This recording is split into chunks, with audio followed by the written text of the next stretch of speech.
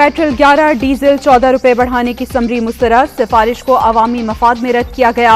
दुनिया में तेल की बढ़ती कीमतों के बावजूद हुकूमत नुकसान खुद बर्दाश्त करेगी। लोगों को महंगाई से बचाने के लिए हर मुमकिन कोशिश की जाएगी। वजीर आजम ऑफिस।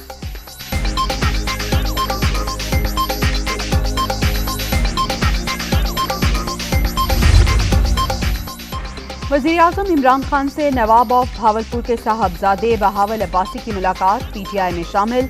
आइंदा बल्दियाती इलेक्शन में भावलपुर से डिस्ट्रिक्ट चेयरमैन के उम्मीदवार होंगे।